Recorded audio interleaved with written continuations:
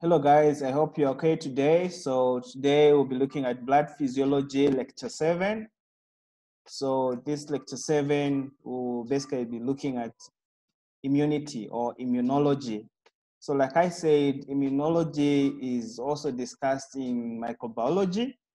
So in physiology, we don't really have to go so much in details, but there has been requests from students to say they would want to appreciate more in this topic. So I just decided to add more information so that you guys will be able to sit back, relax, and enjoy as you'll be watching this video.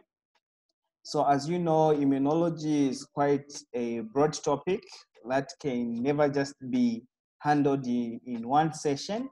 So because of that, I'm going to split this class into 2 sessions.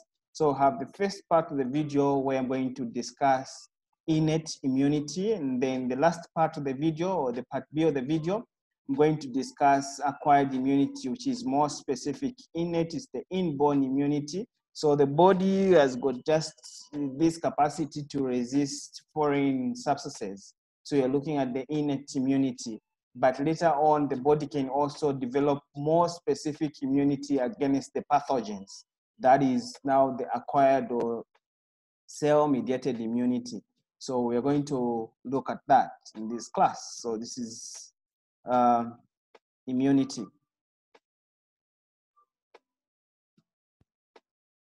Okay, so like I said, this is lecture 7. We are looking at immunity. So there is a quite of information that we really need to appreciate in this class. So we'll just have a general introduction to immunology or immunity. So just the general introduction, how can you define immunity, different types of immunity, then we'll go into the specifics later on. So like I said, the first part we'll look at innate immunity or non-specific immunity. So this is innate immunity, which is inborn. So it's just within your genetic makeup that you have an immunity against certain pathogens. So they are not specific to any antigen. They can respond to any form of microorganism that is a pathogen entering into your body. So they can respond to viruses, they can respond to parasites, they can respond to bacteria, fungal infection, just to mention a few. So you have this innate, which is non-specific. Then later on, the part B of the video will look at cell-mediated immune response. So let's start. Just to remind you where these cells are coming from. Remember, when you're looking at immunity, body immunity, you're looking at the function of white blood cells. So in lecture 6 of blood physiology, we also discussed the general functions of white blood cells.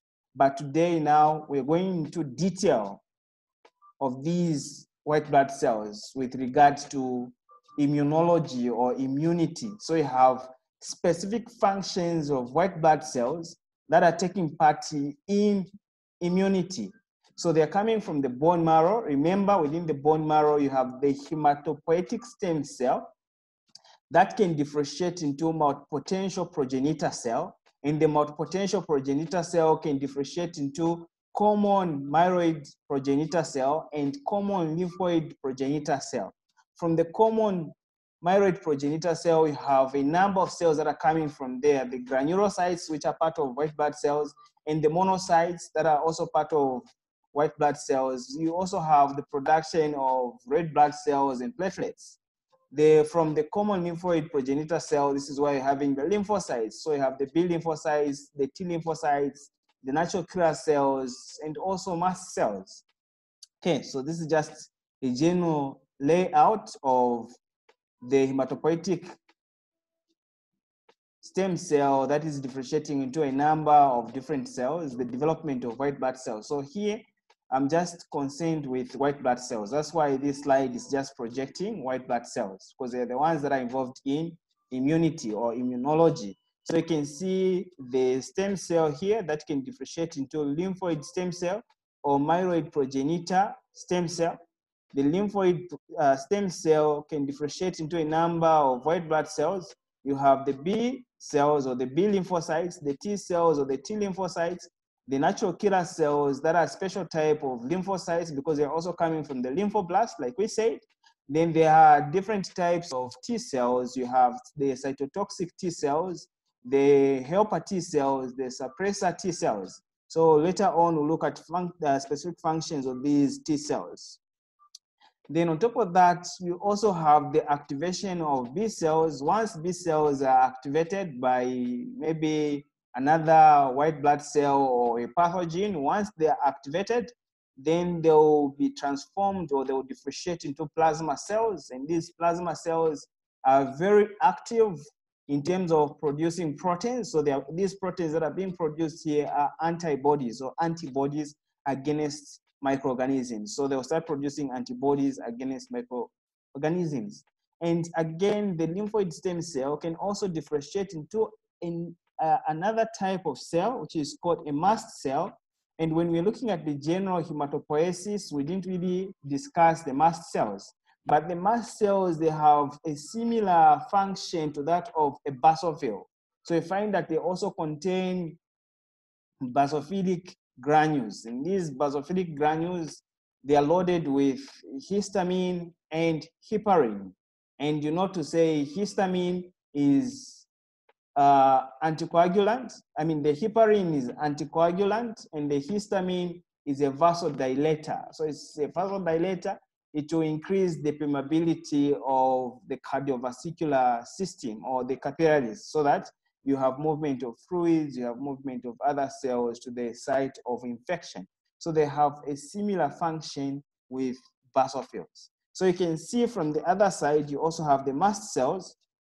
So like we said, the stem cell can also differentiate into myeloid progenitor cell, depending on the long-term factors that are stimulating this hematopoietic stem cell.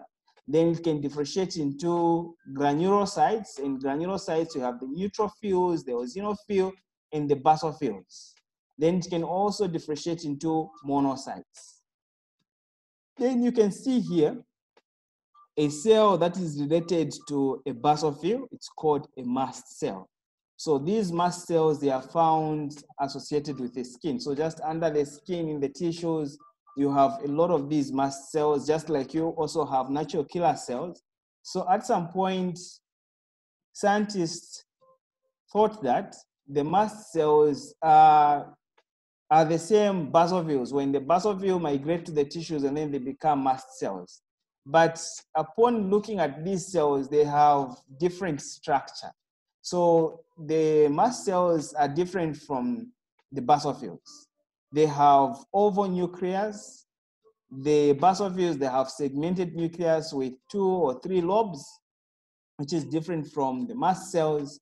And also the other cell organelles that are found or associated with the mast cell is different from that of a basophil. So in terms of structure, they are different. But in terms of function, they are similar because they both contain basophilic granules, and then they are both producing heparin and histamine. So that was also the function of the basophils. So they are similar. So down here, you have white blood cells. We had the lecture on total white blood cell count. So you have also differential white blood cell count. So these cells, they are different here. The white blood cells, when you're doing a differential white blood cell count, we said you have different proportions of these white blood cells. So the majority of the white blood cells are neutrophils. Neutrophils are the majority, so 60 to 70 are neutrophils. Other textbooks, they can even give you a range of 40 to 80. So that's also acceptable. So 60 to 70% are neutrophils, so they are the majority of white blood cells, followed by the lymphocytes. Lymphocytes is between 20 to 25%. So you have different types of lymphocytes, T lymphocytes, B lymphocytes, natural killer cells as well. Then you also have monocytes. So the majority of the white blood cell, we said, are neutrophils, followed by lymphocytes, and then monocytes, about 3 to 8% of total white blood cell count. Then also followed by the eosinophil. Yeah, the eosinophil is between 2 to 4%. Then the least in terms of numbers are the basophils, between 0 to 1%. So basophils are not a lot, but neutrophils, lymphocytes are the majority, followed by monocytes, eosinophil, then basophils. So this is differential white blood cell count, which is also called leukogram. So that way covered. So I'm just giving you a background of these cells so that you appreciate when you start looking at immunity. So like I said, we have different types of immunity. You have innate immunity and acquired immunity. The acquired immunity is more specific. The innate is non-specific, so they can respond to anything. So this video mainly will go in detail looking at innate immunity. Then the last part, like I said, we'll discuss acquired immunity. So let's start with just a general introduction with regards to immunity. So you can see there's this individual here, and there are a lot of microorganisms that you can't see. They are magnified here, but you can't see them with your naked eyes. They are trying to get into your body to take advantage of the nutrients and take advantage of the host cells. So the body has got a way to protect itself from these foreign microorganisms or foreign pathogens that can get into the body. So now, with regard to introduction to immunity, so now let's start with the introduction. So immunity comes from a Latin term, which is called immunis, and immunis means exempt, referring to protection against foreign agents. So immunis means to exempt, referring to protection against foreign agents. So how can you define immunity? Immunity is defined as the integrated body system of organs, tissues, cells, cell products that differentiates self from non-self and neutralizes potentially pathogenic organisms. So you have organ system, you have the tissues and the cells that will be able to differentiate self, meaning that the host cells, from non-self. You're talking of pathogens. So these cells are very good at recognizing non-self cells. So they will be able to tell to say this is a foreign protein that is associated with a foreign microorganism. Then they'll be activated. They will mount an immunity against that. So depending on the type of the cells, some of them they're involved in innate immunity, others are involved in acquired or adaptive immunity, which is very specific. Another way, immune system are biological structures and processes within an organism that protects against disease by identifying and killing pathogens and tumor cells.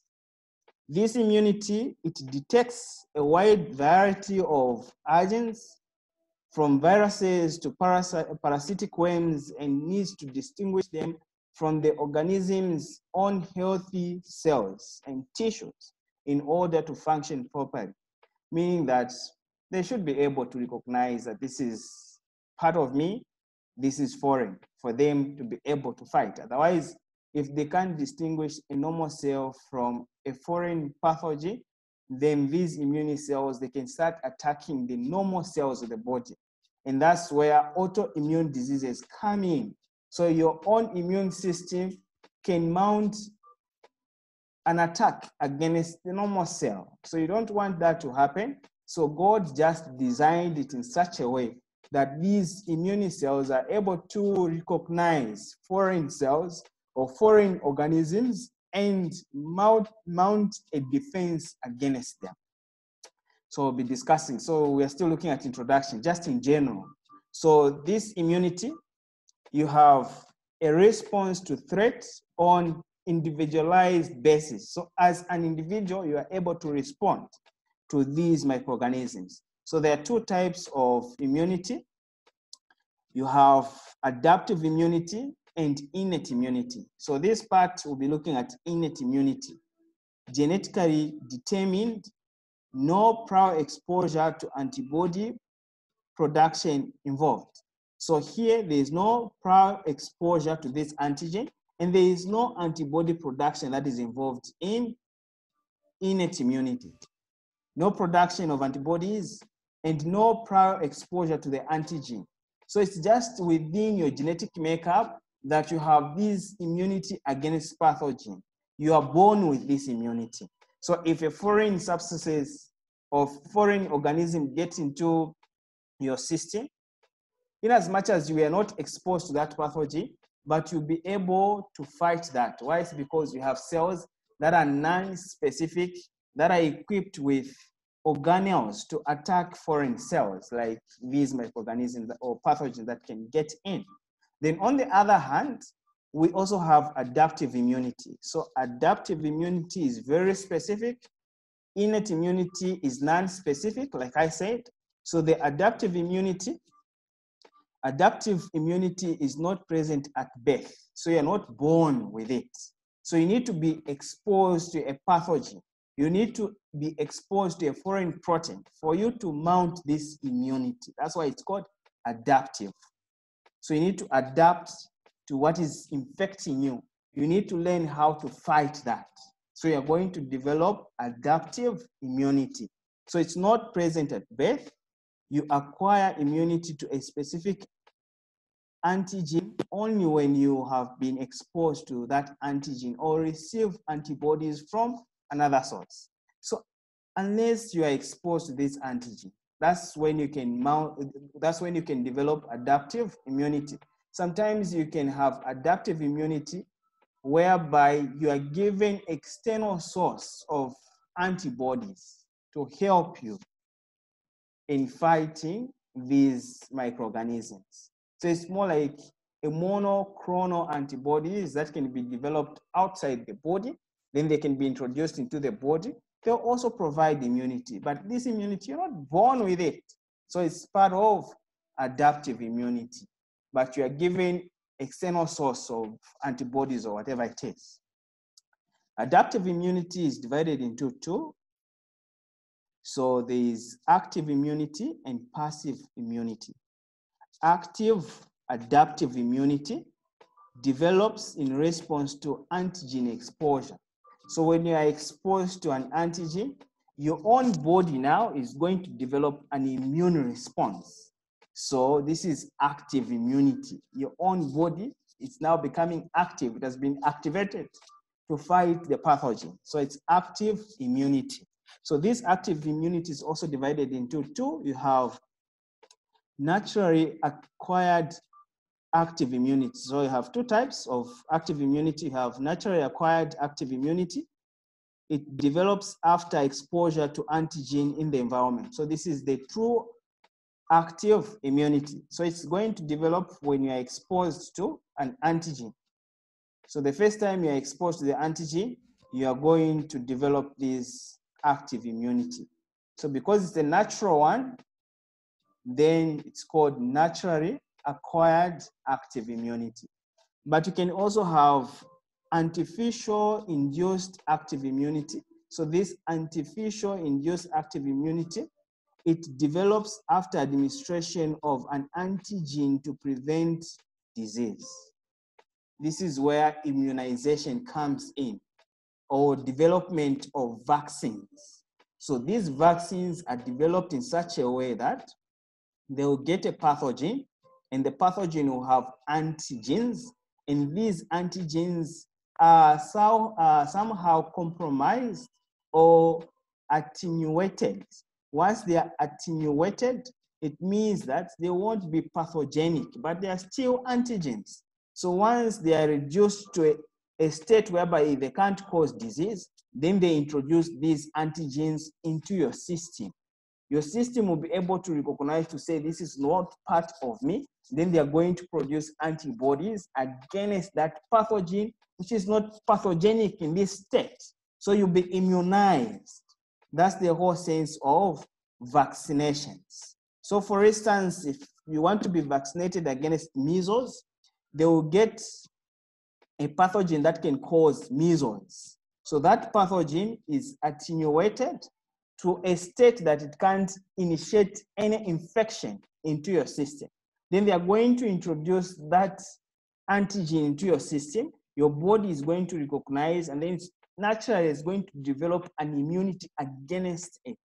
Then as you are developing immunity against it, you're also going to develop this adaptive immunity. So you have also development of memory B cells and memory T cells that will remain within your body, so that next time when you encounter the same antigen, you'll be able to fight it, because you still have a pocket of memory B cells and T cells that can be activated upon interacting with this antigen again. So you'll be immunized against that pathogen or disease. So you can't suffer from that disease again.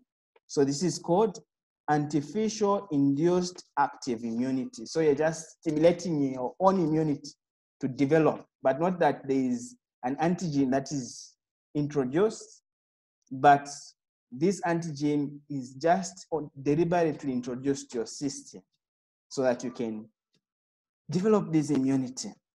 Then you also have passive immunity, that is a component of adaptive immunity. This passive immunity is produced by transfer of antibodies or antibodies from another source.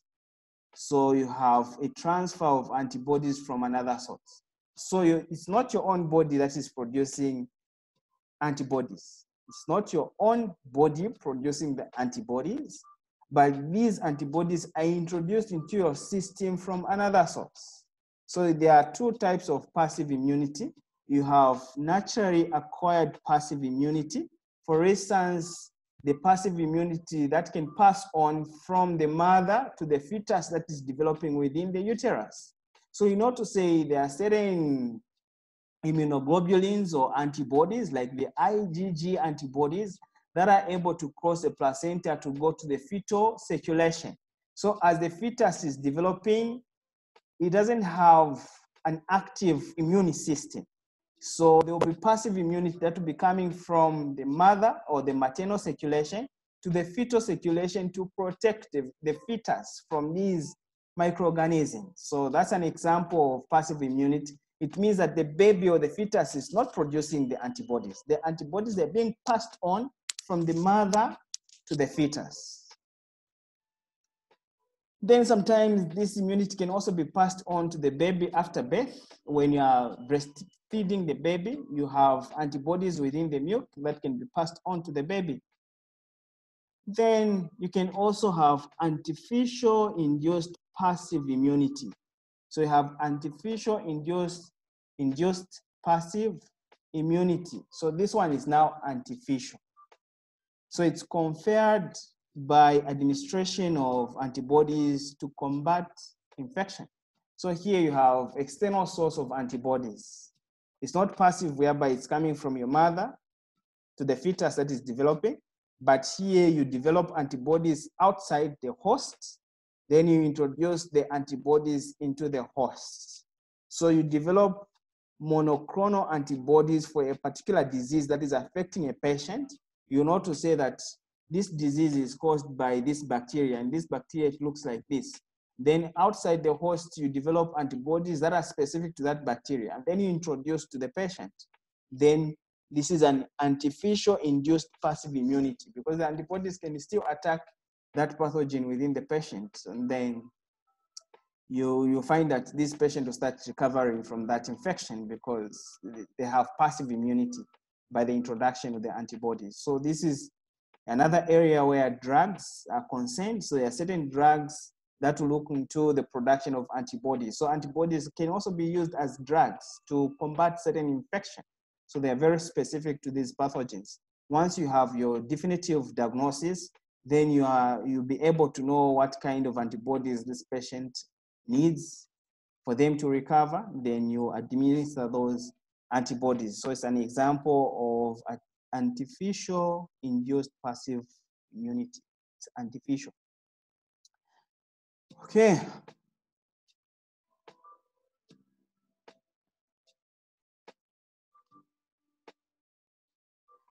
Okay, so we proceed.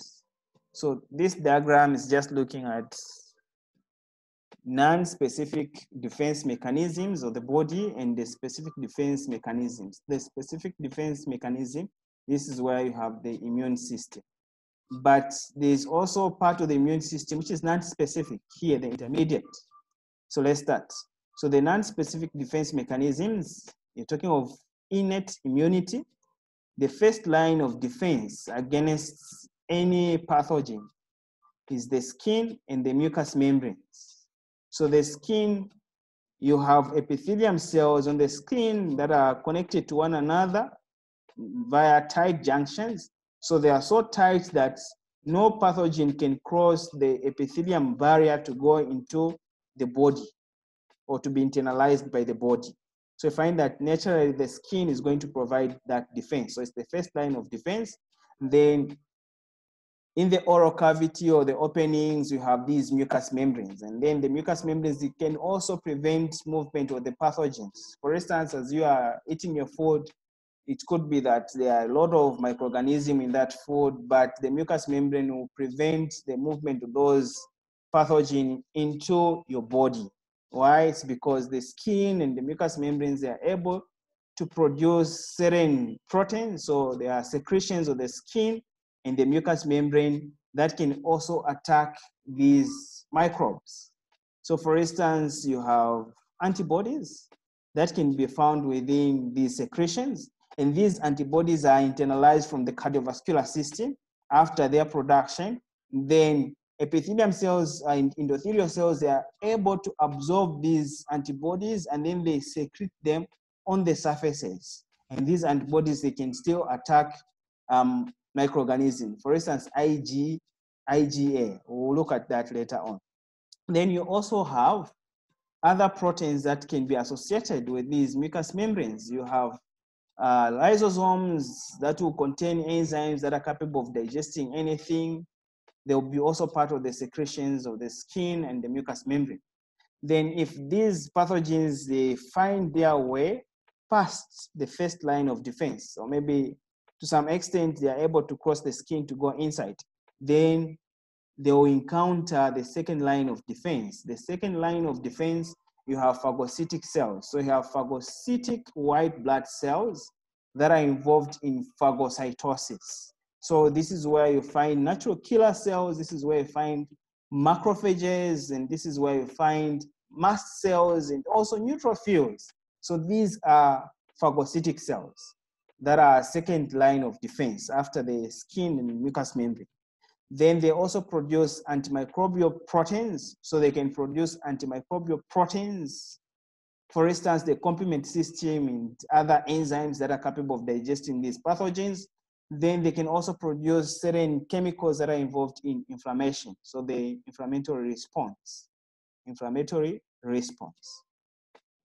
Then after this, we are going towards more specific mechanisms, and these more specific mechanisms, it's the third line of defense. Here you're looking at the lymphocytes. So you have the B lymphocytes and the T lymphocytes.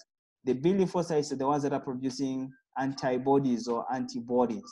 So this is more specific, and it takes a bit of time for it to develop because there is need for antigen presentation, as we'll be looking at this class later on.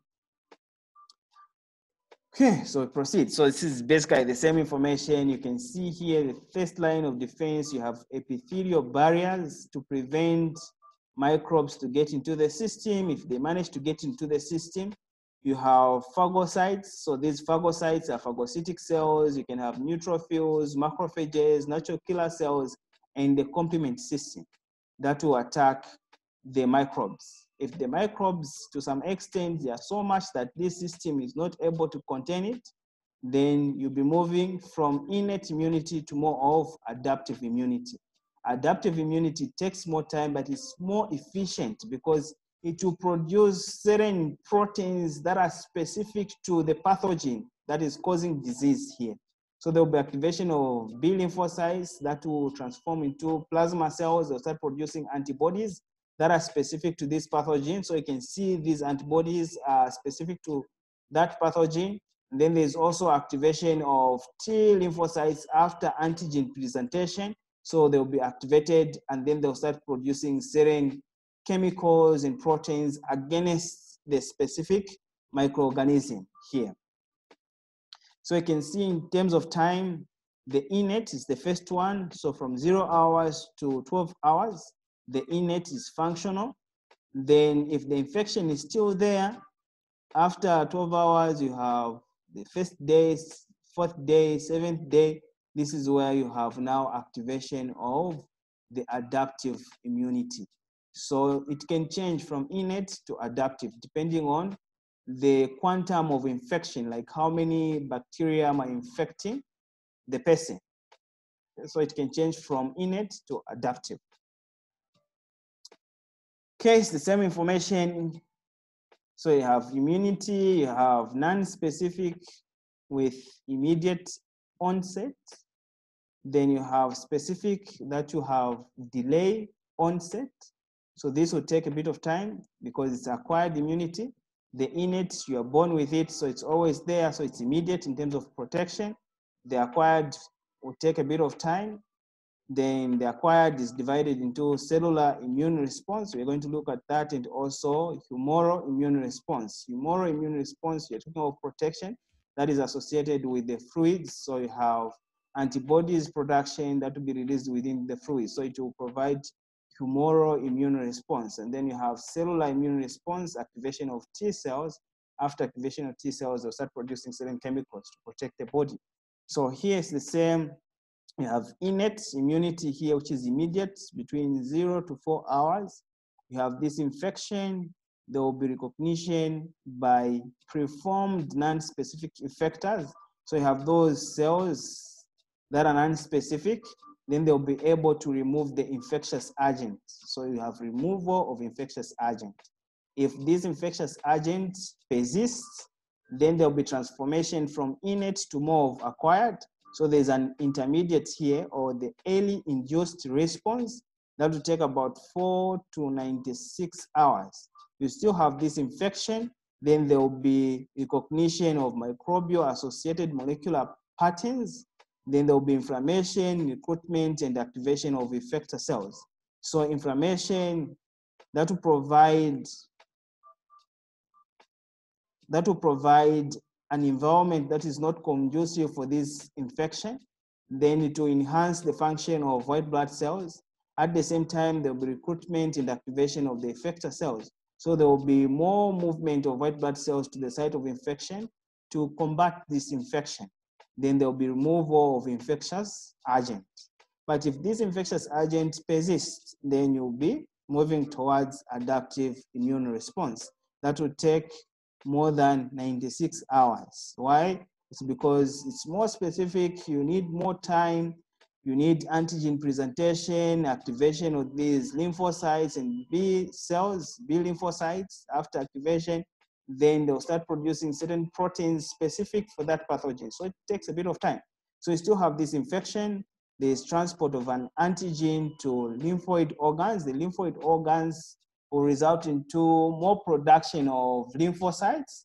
Then after that, there will be recognition by naive B and T cells. The naive B and T cells are lymphocytes that are not activated yet, so they are naive. But once they are presented with that antigen, they will be activated. Then there will be chrono expansion. There will be chrono expansion, meaning that there will be differentiation and proliferation of these cells. And then you have these effector cells. So you have expansion and also differentiation to the effector cells. And these effector cells, they are very specific to the infectious agent. So they'll be able to remove the infectious agent. So this is just a summary or the introduction of immunity. So it's just the same information even here. So we proceed. So let's look at the innate non-specific immunity in details now.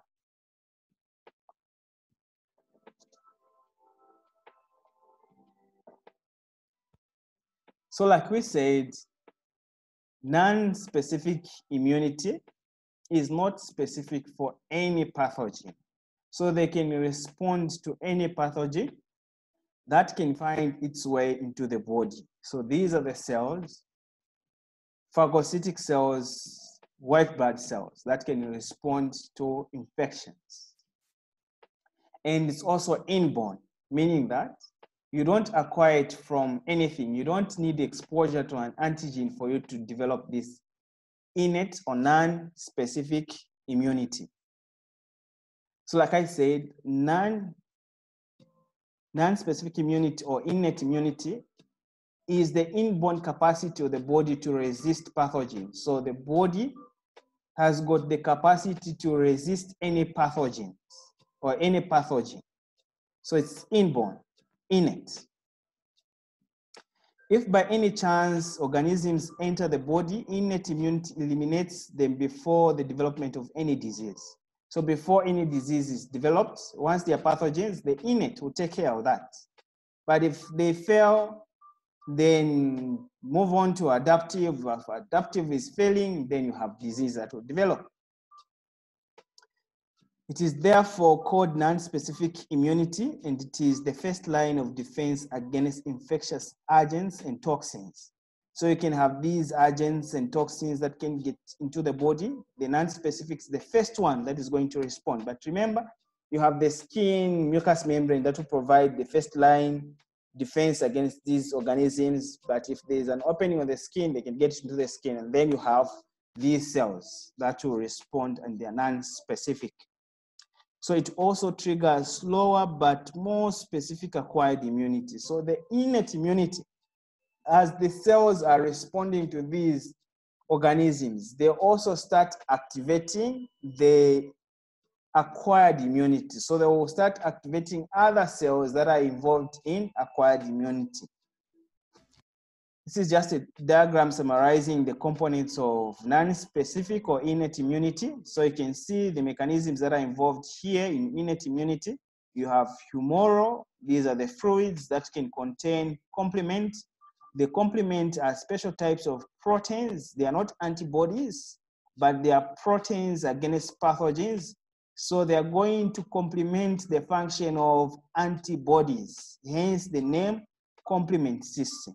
So you have these complement systems that are found within the body fluids or surface membranes or mucous membrane or mucosa or whatever it is.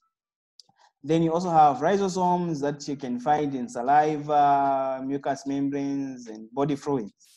Then you have hemolysin. The hemolysin is another protein against these pathogens.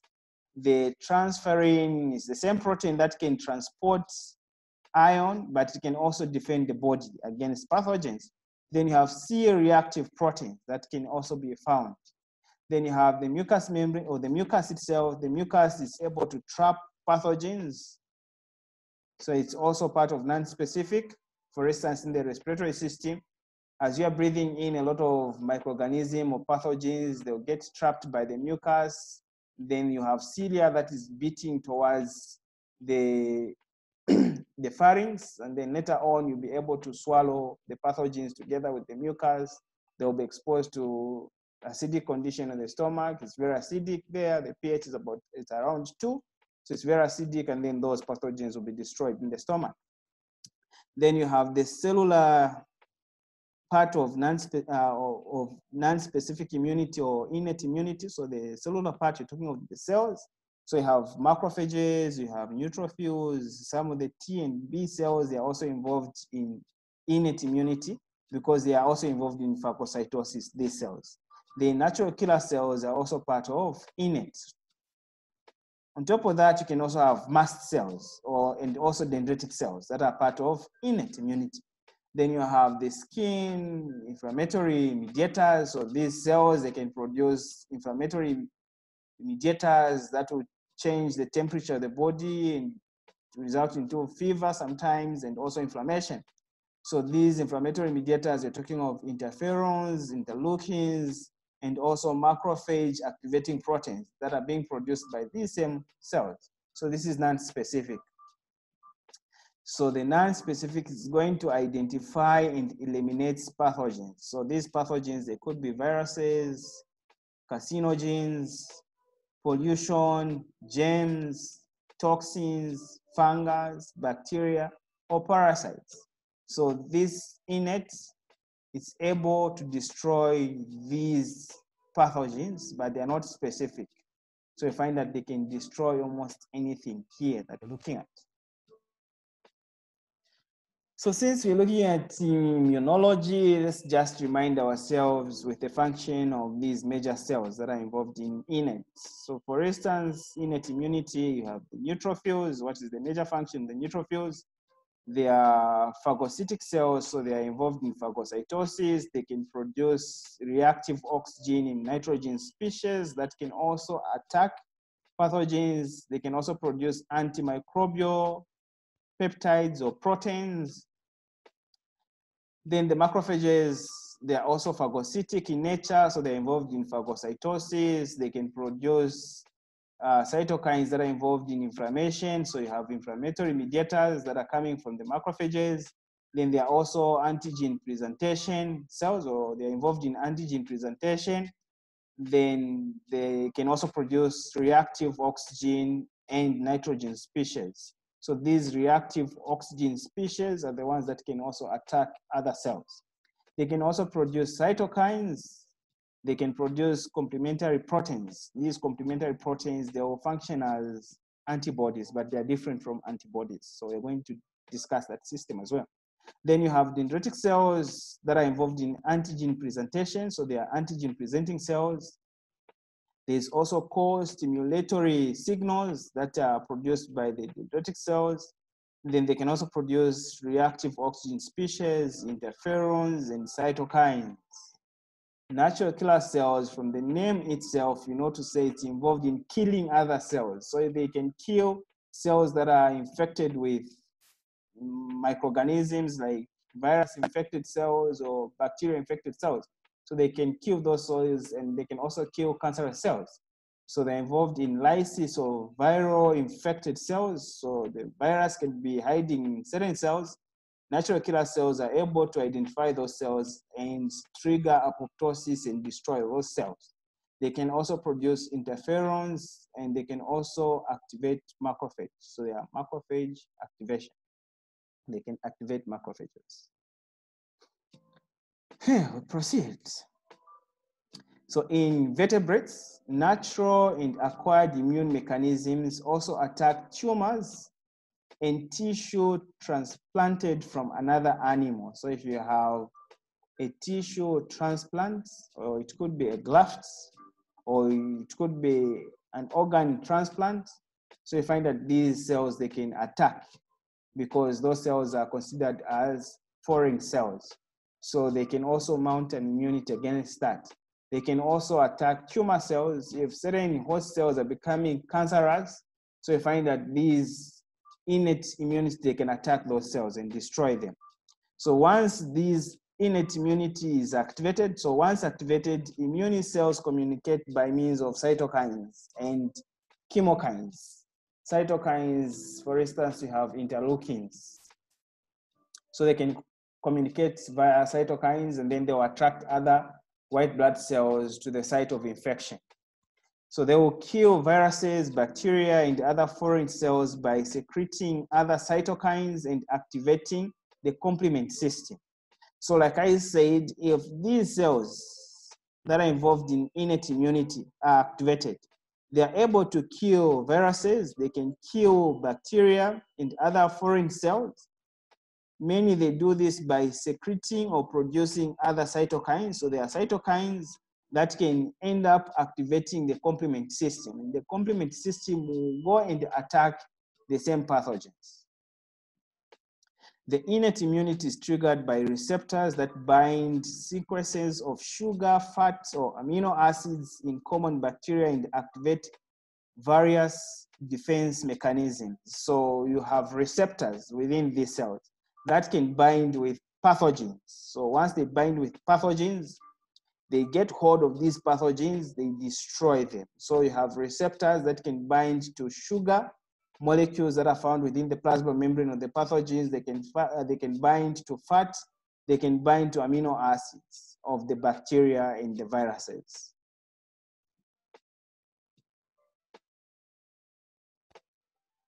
Okay, so these receptors, it's not that they are being coded because these cells have encountered a pathogen or an antigen. No, they are always there. So the receptors are always there. So the receptors are coded in the germline, and their fundamental structure is not modified by exposure to antigen. So these receptors won't change their shape because they are exposed to antigen, because they are innate and they are non-specific.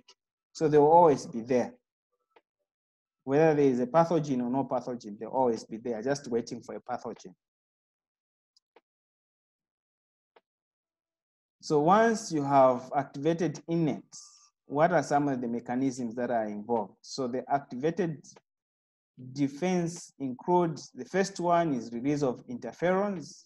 So we'll also discuss the function of interferons. So they are able to produce interferons. Then there is phagocytosis, production of antibacterial peptides or proteins, then activation of the complement system in several proteolytic cascades. So these are enzymes that can destroy proteins or pathogens.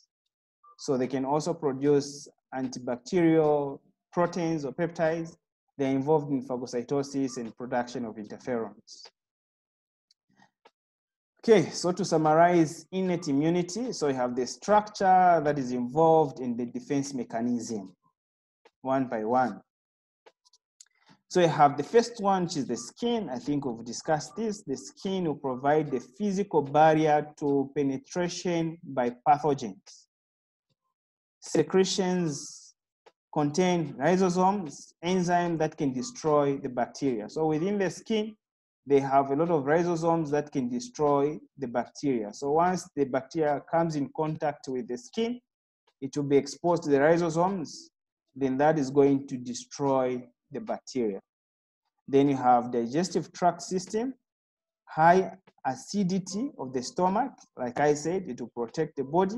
Any microorganism that gets into the stomach will be destroyed by the high acidity of the stomach contents. Protection by normal bacteria population of the colon. So it's also going to protect the normal flora within the colon, because within the colon you have other bacteria that you need to work in collaboration with, which is called symbiosis. So there are certain bacteria that are beneficial to the human body or to a living organism. So those bacteria, you need them for you to survive. So they will suppress the development of other pathogenic bacteria, so they are called normal flora. Then the respiratory tract, you have production of mucus or secretion of mucus, movement of the mucus by cilia. You also have alveolar macrophages that are involved in phagocytosis. Then you have genitourinary tract system. So this genitourinary tract system is also acidity of the urine and vaginal lactic acid. So the vagina also, it has got a lot of these lactic acid, so microorganisms can't develop there very well, but sometimes you can have infections like fungal infection, especially Candida albicans, that can persist. Then the urine is supposed to be acidic. That's why it's also going to inhibit the production of white blood cell, the proliferation of bacteria. So it's because it's acidic, so it's going to inhibit the proliferation of bacteria. So to some extent, it's going to protect the body. So there was a question, I think, in the quiz that came, and there was an option which said that the pH of urine should be greater than 7, which wasn't the case, because the urine should be acidic. Okay, then you also have phagocytic cells that will ingest and destroy bacteria, cellular debris, and denatured proteins and toxins. So these phagocytes will get rid of all these things, the bacteria, damaged cells or cellular debris, denatured proteins and toxins. Interferons inhibit replication of viruses.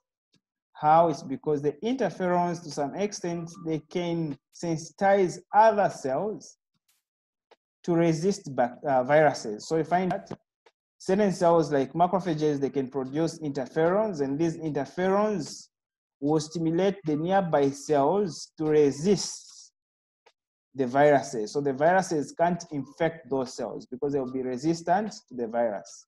So they are going to inhibit replication of viruses by sensitizing the cells nearby to mount an immunity against the viruses, or maybe to become resistant to the virus itself.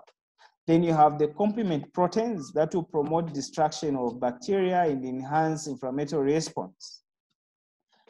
Endogenous pyrogens, these pyrogens, you know, to say they're going to cause an increase in body temperature. So they are secreted by leukocytes or white blood cells, and other cells, they'll produce fever. So this fever, you know, to say the body temperature is going to rise. And if you have a rise in body temperature, certain microorganisms, they don't operate well at high temperature. So they'll be more prone, they'll be easily phagocytosed by other white blood cells.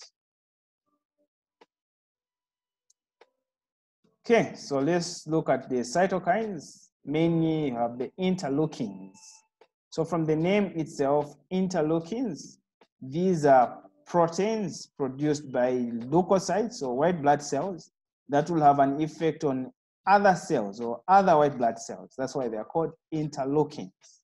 So some of the interleukins will go and activate other white blood cells. Other interleukins will go and stimulate the hematopoietic stem cell to differentiate into other white blood cells. So they will have an effect on. Okay, baby, thanks.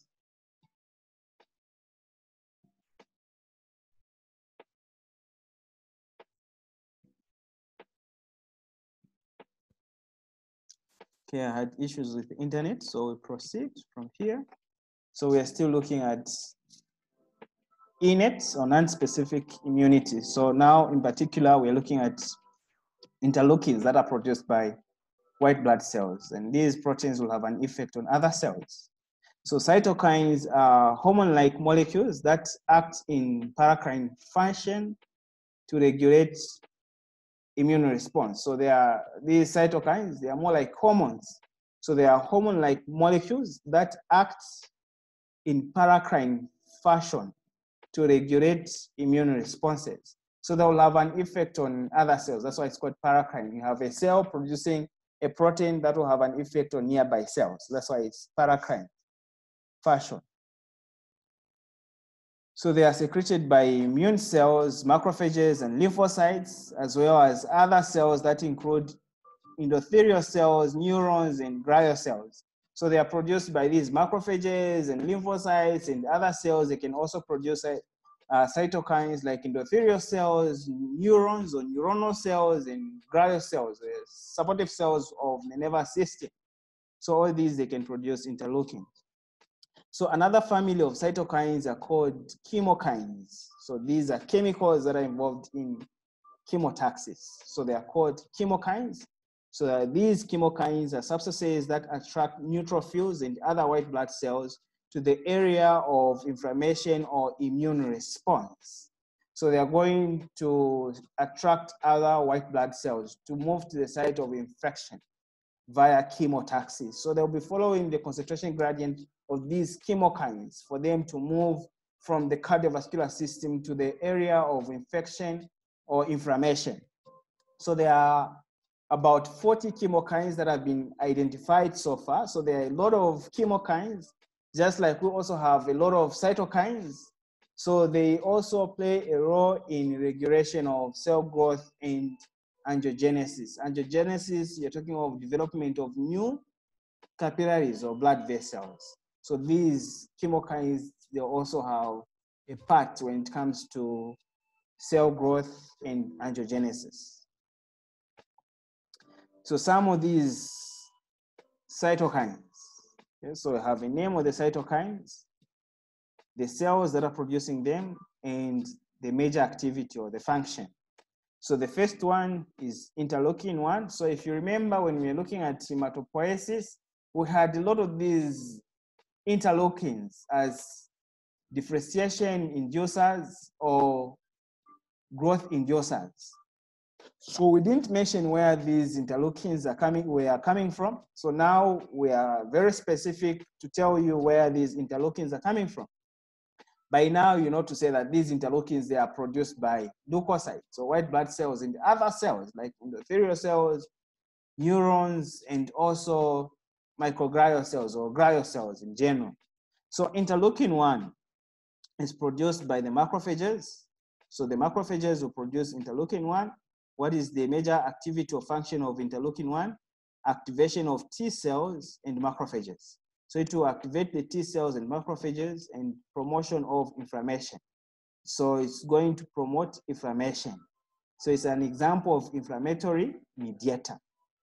Then you have interleukin-2 produced by type 1 helper T cells or T helper cell type 1. You can also have type 2. So interleukin-2 is coming from type 1 helper T cells. It's a special type of the lymphocyte or T lymphocytes. So these helper T cells, once they produce interleukin-2, what is the function of interleukin-2? Activation of lymphocytes in natural killer cells in macrophages. So once the T lymphocytes produces interleukin-2, the interleukin-2 will go and activate other lymphocytes, natural killer cells in the macrophages. Then you have interleukin-4. It's produced by type 2 helper T cells and the mast cells, the basophils, and the eosinophils. So it's coming from a lot of these cells. The function of interleukin-4 is involved in activation of lymphocytes, monocytes, Ige class switching. So when you're talking of Ige class switching, it's with regard to the production of antibodies.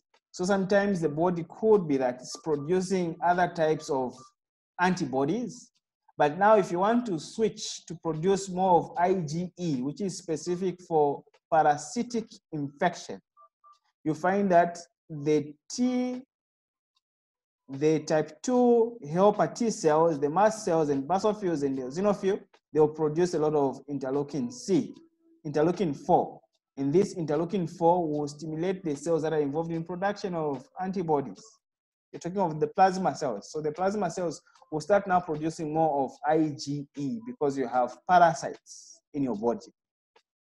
That's why when you have a lot of eosinophils, it's associated with parasite. And also IgE is also associated with parasite and also allergic reactions. Interleukin-4 is produced by type 2 helper T cells, mast cells, and eosinophils. Major function, differentiation of eosinophils. Interleukin-6 produced by type 2 helper T cells and macrophages. It's involved in activation of lymphocytes, differentiation of B cells, stimulation of the production of acute phase proteins. So these are the functions of these interleukins. And then you also have interleukin-8 going down. So I have interleukin-8 produced by T cells, macrophages, function. It's involved in chemotaxis of neutrophils and basophils and T cells. So in short, it's going to attract the movement of neutrophils, basophils, and T cells to the cells producing this interleukin-6, which is a macrophage. So once there is activation of macrophage due to the presence of a bacteria or a virus, it will produce a lot of interleukin-6, and this is going to attract other cells like the neutrophils, the basophils, and the T cells to move to the site of infection. Interleukin-11 is produced by the bone marrow stroma cells. So it's produced within the bone marrow. Its function, stimulation of production of acute phase proteins.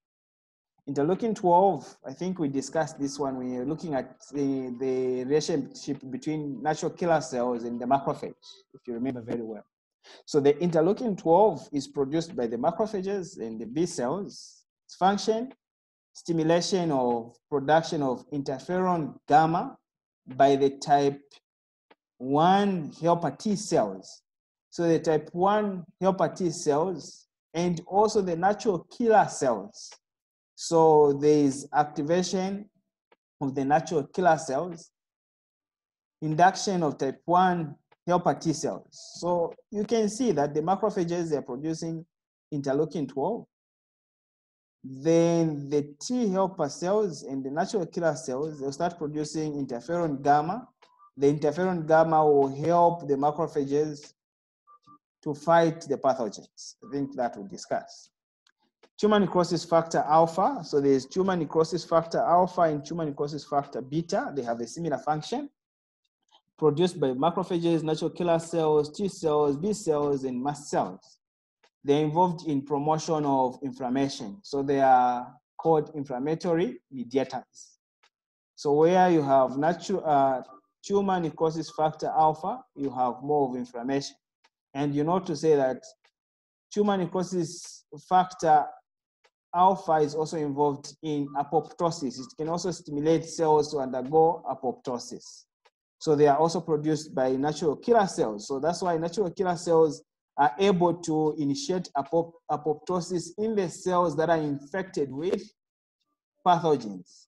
Viral infected cells can be stimulated by the natural killer cells to undergo apoptosis. Why? It's because the natural killer cells, they are also producing tumor necrosis factor alpha. Then you have lymphotoxin. The lymphotoxin is tumor necrosis factor beta. It's produced by type 1 helper T cells and the B cells. So from the name itself, lymphotoxin. So this is a toxin produced by lymphocytes, the type 1 helper T cells, that will cause damage to the cells that are infected with the pathogen, or it will cause damage to the pathogen itself. So it's a toxin against the pathogen. So the function, promotion of inflammation also. Transforming growth factor beta, produced by T cells, macrophages, B cells, and mast cells. They're involved in immunosuppression. So the T cells, they can also produce certain proteins that can suppress immunity. So this is just a system that will check the function of the immune system.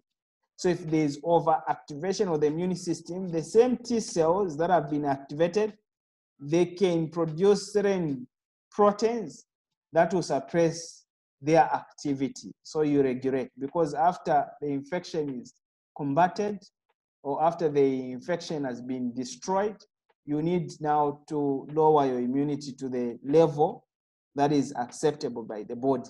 Otherwise, if this immunity is still active, it can start attacking the normal host cells. So you don't want that to happen. So certain T cells, macrophages, and mast cells, they can produce proteins that can suppress the immunity cell. So it's immunosuppression.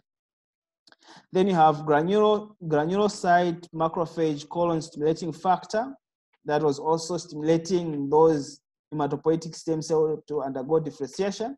So they are produced by T cells, macrophages, natural killer cells, and B cells. So once there's activation of these cells, you want them to produce granulocyte macrophage colon stimulating factor that will go to the bone marrow and stimulate more production of white blood cells.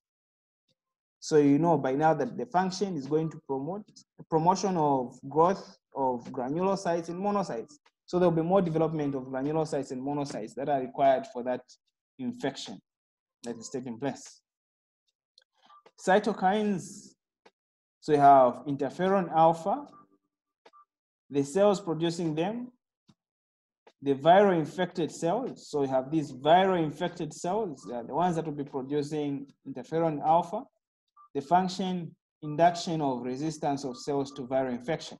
So once you see this interferon alpha, it can stimulate other cells to start resisting the entry of this virus into those cells. So you find that they will be induced to resist the cell, to resist the virus to enter them. So it's just one way of protecting other cells so that they don't become infected by this virus.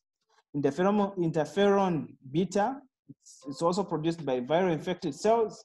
Then it's involved in induction of resistance of cells to viral infection.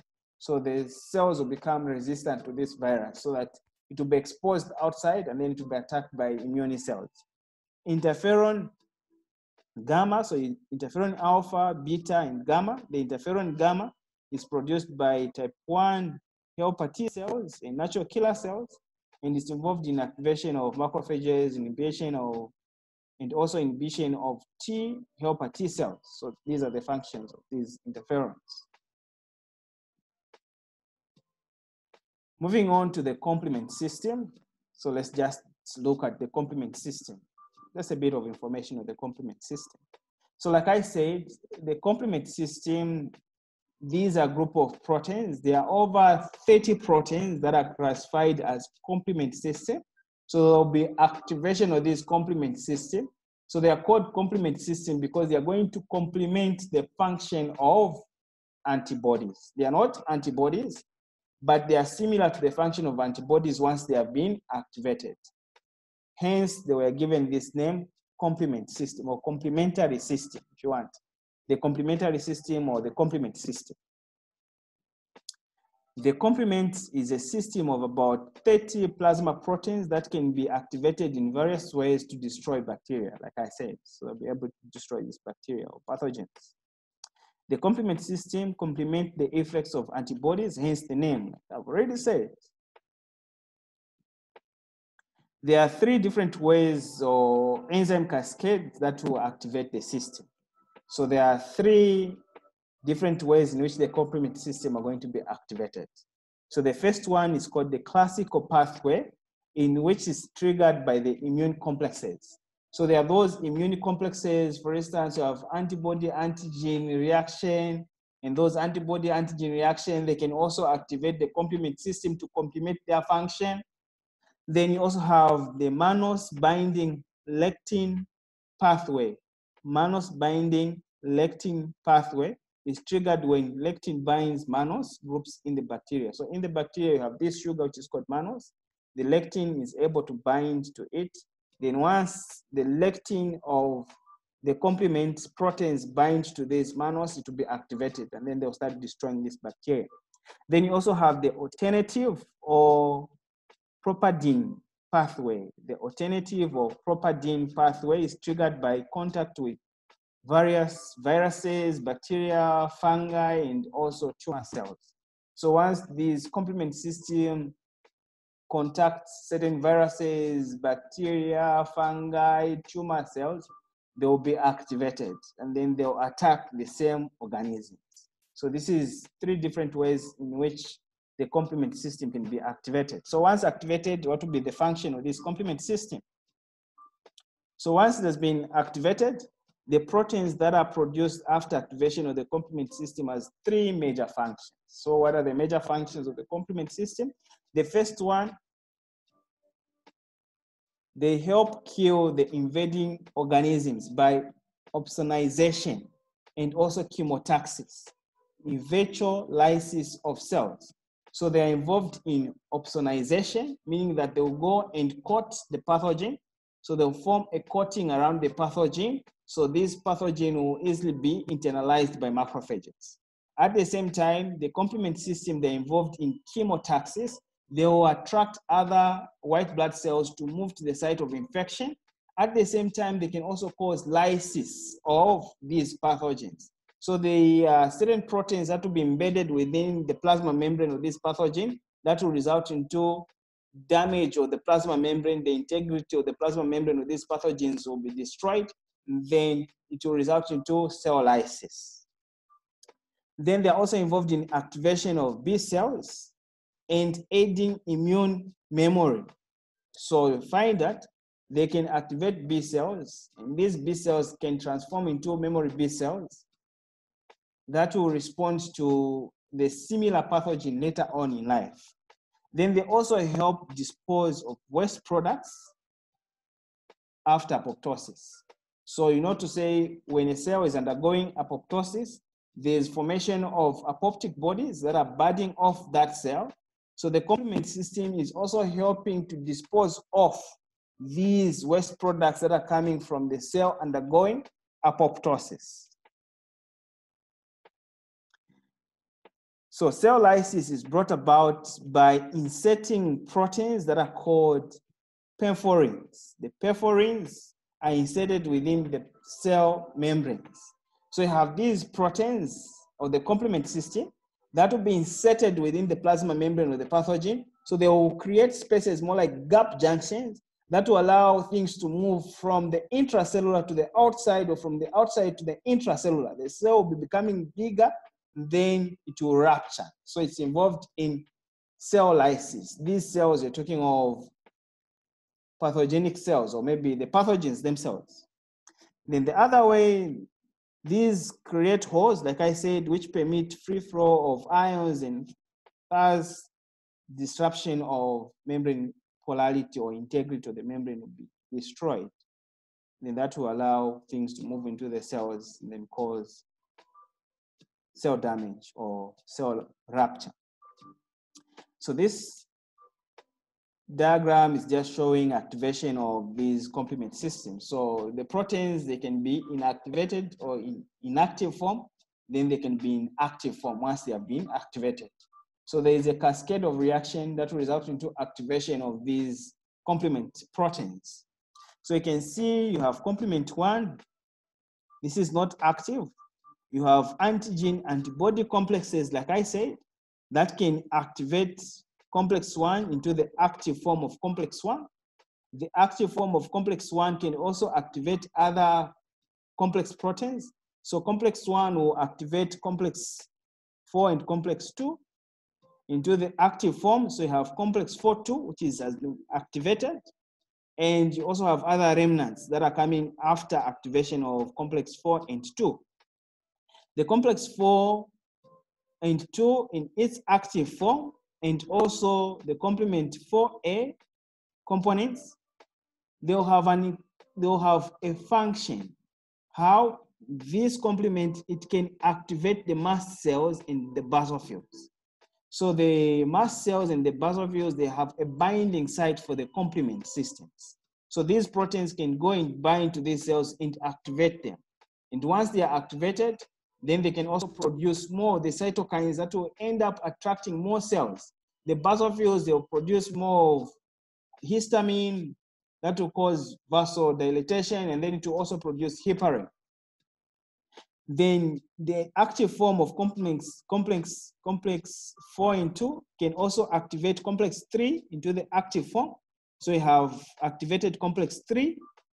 So the activated complex 3B is involved in opsonization of bacteria. So it will go and coat the bacteria by binding to the sites of the bacteria. So the bacteria, they have antigens. So this complex can go and bind to the antigens, just like the antibody can also bind. So that process of the complement 3 binding to the bacteria membrane is called opsonization. So this bacteria now, it will be vulnerable, and then it will be internalized by macrophages, or it will be internalized by phagocytic cells in general. Then you can see here that the active form of complement number 3, it can also activate other complement. Just like complement number 4 and 2, the active form can also activate this complement number 5 into the active form. Then the active form of complement number 5 and its subcomponents, it can also activate the mast cells and the basophils. Then it's also involved in chemotaxis. So this complement number 5 is the one that is also involved in chemotaxis. Once it has been activated, it will attract white blood cell to that site. Then on top of that, the active form of complement number 5 can activate complement number 6 and 7 into the active form. So you have the active form of complement number 5, 6, and 7 coming in here. So once you have the active form of that, it can also activate complement number 8 and complement number 9. So the complement number 8 and complement number 9, once they have been activated, then you have this combination of the complements. So you have the active complement number 5B, complement number 6, 7, 8, and 9. These are called perforins.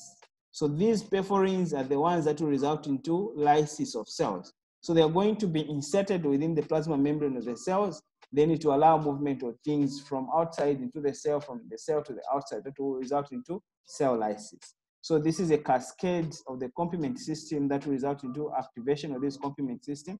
then they'll have different types of functions: opsonization of bacteria, activation of mast cells and basophils, and also they're involved in chemotaxis, attracting more white blood cells, and on top of that, they can cause lysis of cells or cell rupture. So the next diagram is just showing you the active form of these perforins. So you have the active form of complement number 5b to 6. Then you have complement 7, complement 8, complement 9. The active form will form the perforin. So this is the plasma membrane of the pathogen. That could be a bacteria or a virus. So they are going to insert these perforins to create holes or to punch holes within the plasma membrane. Then the integrity of the plasma membrane will be lost. So things can easily move into the cells, and these things could be the enzyme that can digest this bacteria.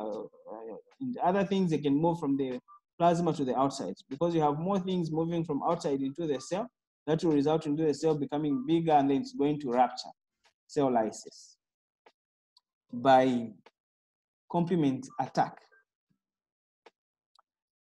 Okay, so the phagocytes and location, I think this diagram had this before, so I don't have to waste time, because you know to say these cells, as they migrate to the tissues, they'll have different names and different location. So you have the neutrophils that are found within blood and all tissues, monocytes within blood. When they migrate to the tissues, they become macrophages. So you have tissue macrophages. So all tissues, including the spleen, the lymph nodes, and the bone marrow, they have macrophages. The Kupffer cells associated with the liver, they have the alveolar macrophages, the lung, the microglial cells, the central nervous system. Okay. So we're almost done with innate immunity. So for instance, you injure yourself with a sharp object, then the skin is damaged, so it can no longer provide protection against these microbes.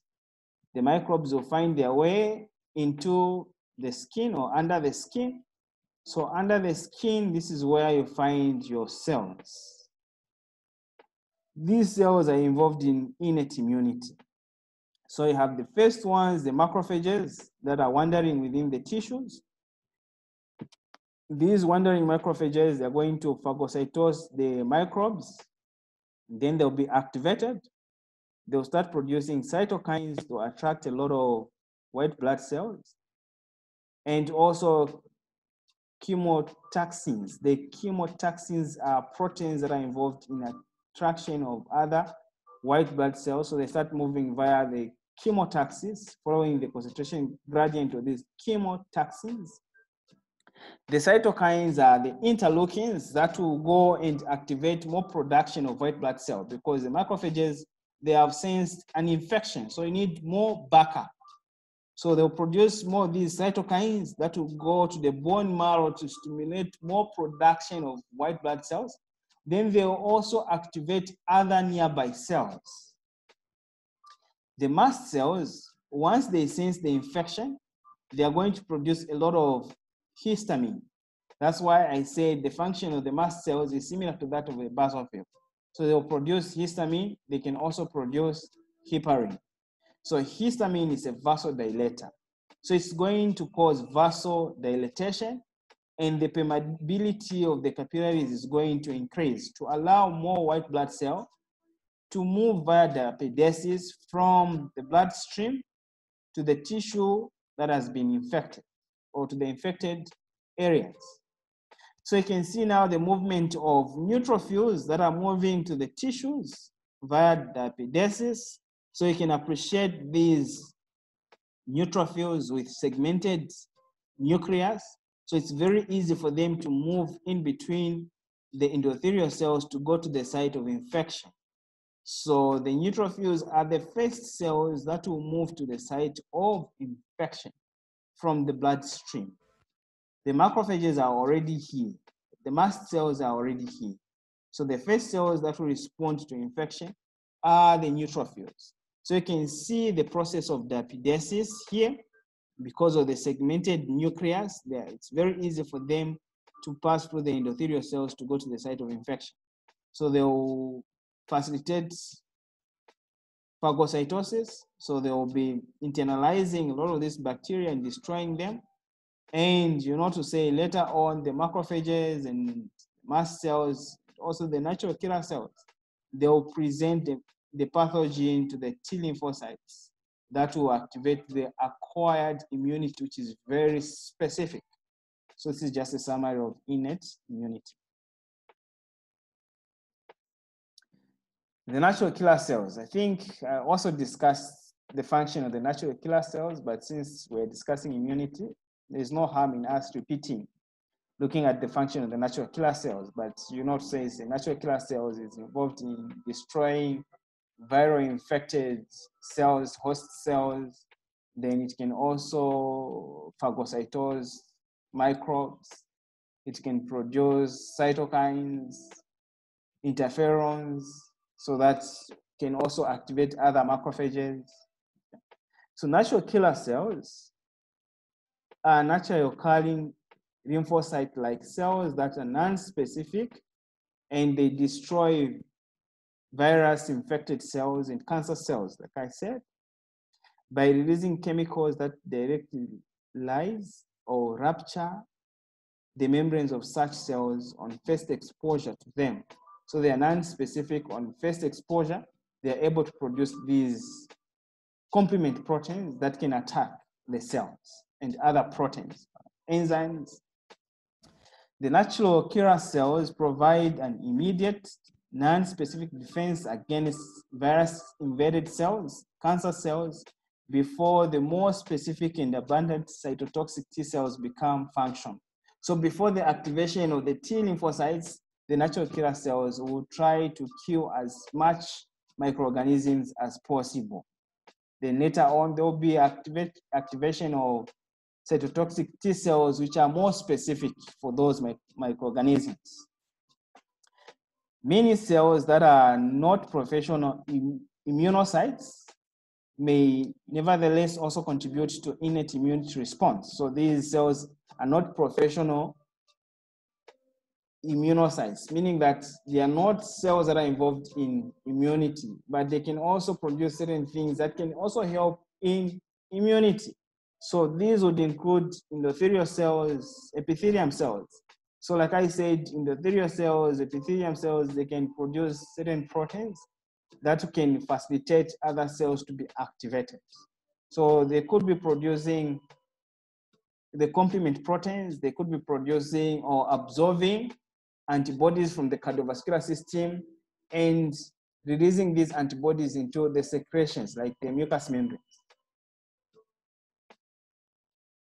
So the activated cells produce their effect via the release of cytokines. So they can also produce cytokines, as well as, in some cases, complement and other systems. Like I said, these cells, they can also produce the complement proteins that can destroy harmful cells.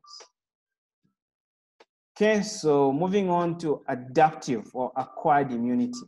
So like I said, we're going to tackle this in the second part of our class. So we're going to end here. The second part of our class, we'll look at adaptive acquired immunity. So this one is loaded with a lot of information.